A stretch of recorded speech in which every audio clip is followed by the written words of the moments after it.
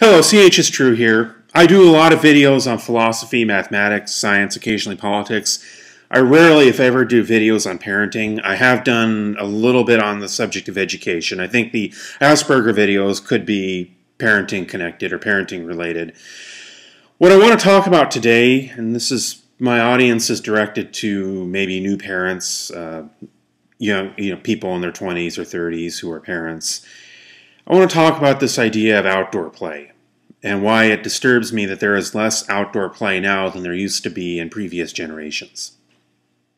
Human beings, I don't care what origin narrative you have, evolution or some form of creation narrative, most of them would hold that human beings arose out of nature, whether we're talking about the savannas of Africa, a garden in Iraq, a geological formation in the Four Corners where human beings emerged from the lower world. Whatever it is, and if I've misstated any of these creation narratives, I apologize. I know that they're all very complex and often symbolic. Okay, what I am saying, though, is that most of them hold that we emerged from nature. There might be a few that hold we emerged from cities, but most, when you really get right down to it, suggest we emerged from the garden.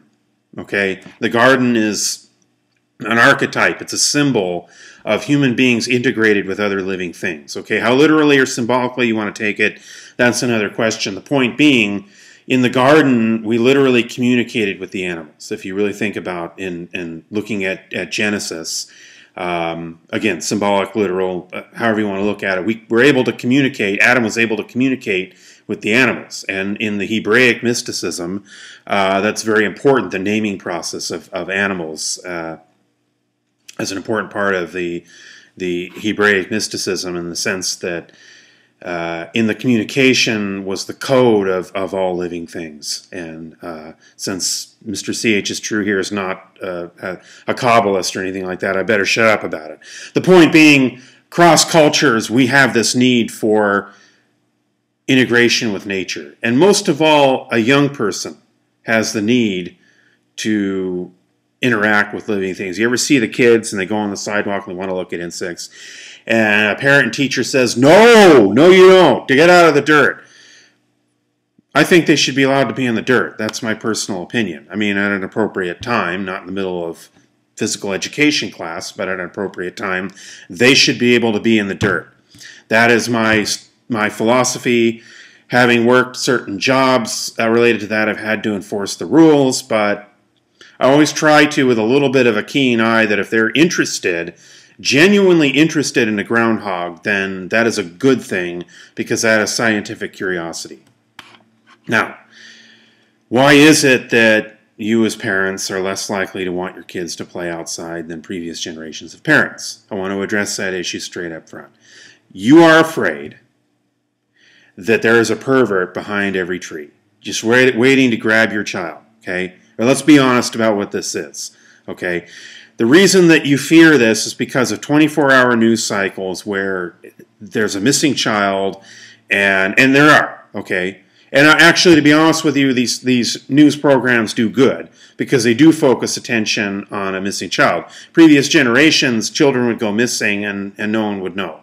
And so that is, in a way, I don't particularly like it when they go on and on and on about how somebody must be guilty, and every time, and the mother is always somebody really good looking, and the host is very unprofessional, and she seems to forget that you're innocent till proven guilty. That I do not like, okay? Not naming names, but we'll just randomly call this person Nancy Grace, okay? Just where I got that name, I don't know.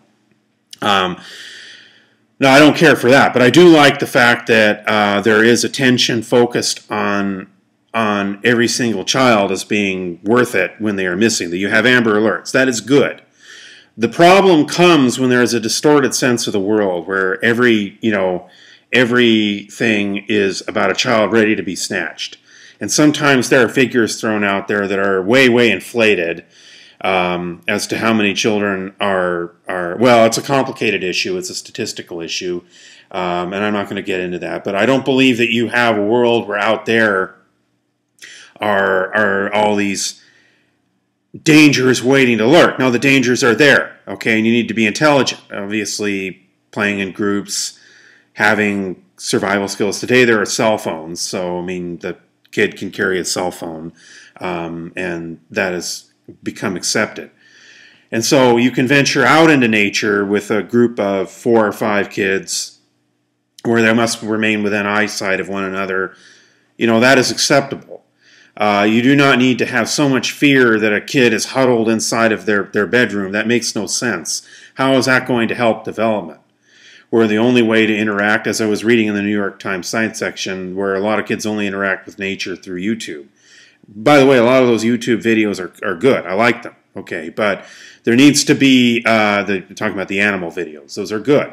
But there needs to be an interaction out there, because when you really get right down to it, and this is the climax of this video. It took me 6 minutes to get to the climax of the video. We're adults, we can laugh a little bit. All right. Anyhow, it took me this long to get to the climax of the video here, and that is one simple truth. Think critically here. Compared to the dangers behind every tree, okay, think about that, and then think about the dangers inside. Where are there more dangers for your kid?